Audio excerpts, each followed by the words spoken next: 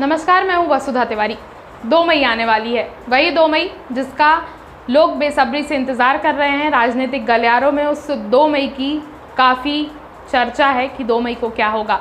2 मई के लिए जो बीजेपी अब तक नारा लगाती आई है कि 2 मई दीदी गई, वो देखते हैं साकार होगा कि नहीं, क्योंकि पूरे पश्चिम बंगाल के विधानसभा चुनावों में बीजेपी ने यही नारा लगाया है, 2 मई और दीदी गई।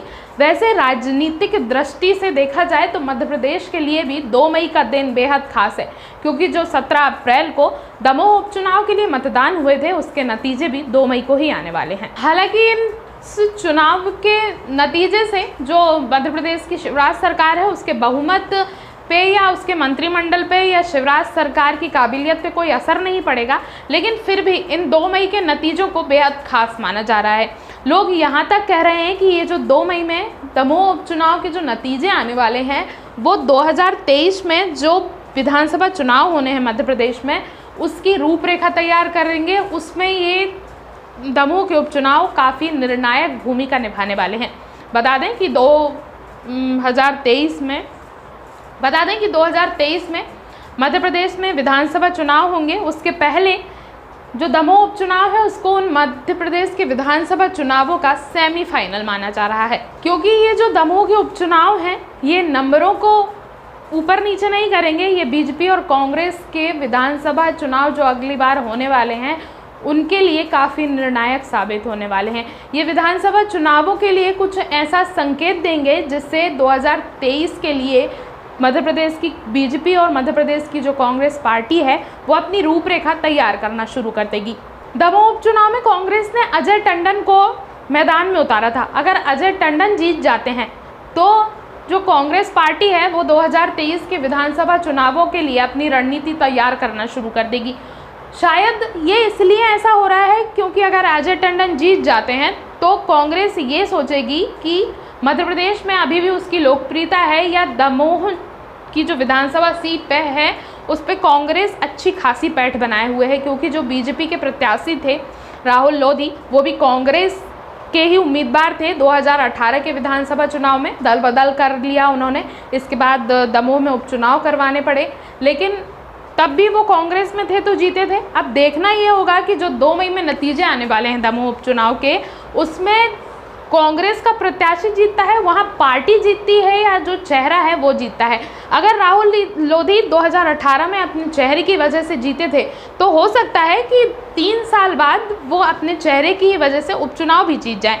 लेकिन अगर पार्टी जीती थी तो हो सकता है कि जो अजय टंडन है, वही उस सीट को अपने कब्जे में कर पाएंगे। लेकिन अगर अजय टंडन की जगह बीजेपी के प्रत्याशी राहुल लोधी दमोह उपचुनाव जीतते हैं, तो बीजेपी के खाते में एक सीट तो जाएगी ही जाएगी, लेकिन वहाँ से जो पूर्व में विधायक रहे हैं जयंत मलैया, बीजेपी को उनकी जगह सेट करने में बड़ी तकलीफ हो सकती है, क्योंकि 2018 के विधानसभा चुनाव से पहले जो बीजेपी के नेता थे जयंत मलैया, वो पिछली सरकारों में मंत्री भी रहे हैं, वित्त मंत्री रहे हैं। एक बड़ा पद उनके नाम हुआ करता था। शिवराज सरकार के साथ उन्होंने काफ़ी लंबे समय तक काम किया। उसके बाद जब राहुल लोधी वहाँ से चुनाव जीते तो उन्हें कोई पद तो नहीं दिया गया, लेकिन फिर भी वो सरकार में काफ़ी अहम भूमिका निभाते आए। लेकिन जब राहुल लोधी उपचुनाव की तारीखों के ऐलान के बाद बीजेपी में शामिल हो गए, तो अब ये हो गया कि दमोह में भी उपचुनाव होंगे। लेकिन वही बात फिर सामने आई कि जैसे 28 विधानसभा चुनावों के लिए जो दल बदल करके जो कांग्रेस से विधायक बीजेपी में शामिल हुए थे, सारी टिकट्स उन्हें दी गई थी, तो जाहिर सी बात थी कि यहाँ भी दमोह से राहुल लोधी को ही बीजेपी को टिकट देनी थी। वो टिकट बीजेपी ने राहुल लोधी को दी, लेकिन उससे शायद जयंत मलैया जो थे वो नाराज़ हो गए। पिछले दिनों जयंत मलैया को साधने के लिए बीजेपी ने एक बहुत बड़ा काम किया था कि दमोह उपचुनाव की जो बागडोर है वो जयंत मलैया और उनके बेटे को सौंप दी थी। उसके बाद तो ये था कि अब जयंत मलैया नाराज़ होकर भी कहाँ जाएंगे, क्योंकि संगठन ने, पार्टी ने उनको जो है उपचुनाव होने हैं जो उनके क्षेत्र के, उनकी कमान सौंप दी है। लेकिन अगर राहुल लोधी वहाँ से चुनाव जीत जाते हैं तो जयंत मलैया के लिए पार्टी में